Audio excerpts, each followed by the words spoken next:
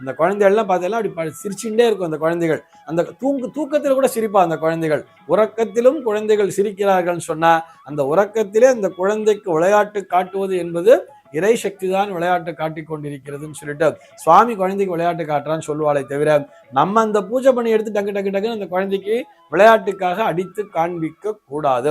ஆனால் நாம் வீட்டிலே பூஜை செய்கின்ற நேரத்திலே நாம் மணியை அடிக்கும் பொழுது அந்த குழந்தையானது திரும்பி கவனிக்கும் தெரியுமா?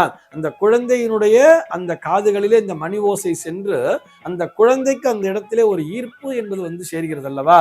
அதற்குத்தான் மணி ஓசை என்பதை எழுப்ப வேண்டும். இது குழந்தைகளுக்காக மட்டுமல்ல, நம் அனைவருக்காகவும் தான்.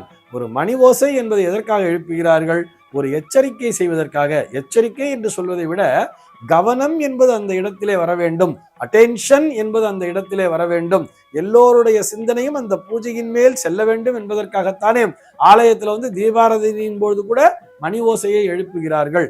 இப்படி அந்த பூஜை மணியை கையாளும் பொழுது அந்த பூஜை மணியை தொட்டு முதலிலே அந்த மணியை அசைக்கும் பொழுது எப்படி தெரியுமா மந்திரம் சொல்லணும்? ஆகமார்த்தந்து தேவானாம் கமனார்த்தந்து ராட்சசாம் கண்டாரவம் கரவும் யாதோ தேவதா ஆஹ்வான லாஞ்சனம் என்கின்ற மந்திரத்தை சொல்ல வேண்டும் சொல்லியிருக்கார்.